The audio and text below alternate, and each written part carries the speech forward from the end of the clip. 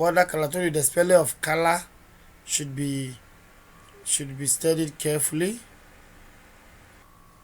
So when we come to the border color, you can specify the color by using the red, green, blue value, is the RGB, or by using the hex code, that is the 6 code preceded by a hash or a pound, or you can use some of the predefined color names in CSS. It is also possible to individually control the colors of the borders by indicating the color of each of the sides of the box. You can also show by using a shorthand, okay, without indicating each side. You just write border color and then you give the colors as stated in this case. So it will take the form of the top, right, bottom, and then the left. Okay, and this one is what? Clockwise, top, right, bottom, and left. That's the shorthand. So when you declare border color, dark cyan means dark cyan should be for the top, deep pink should be for the right, dark cyan should be for the bottom, and then deep pink should be for the left. Now this is the example we are going to go through.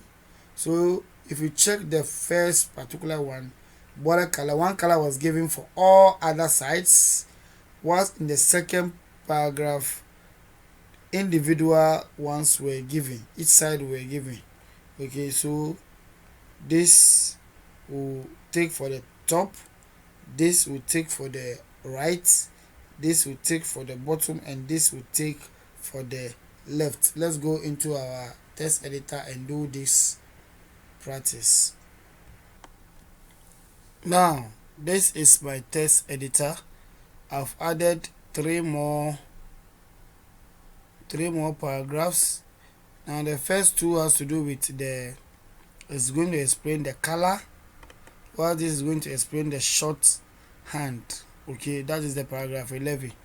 Let me go to my text editor in my CSS, and I've written the code for the border color. This, okay, the border color, this color will take effect round the particular paragraph, whilst the paragraph 10 will take individual colors at individual size. I'm going to write the color or the rule for the shorthand. That is what I've just added. Let me give their class names to it. Let me give it, so that is dot 11.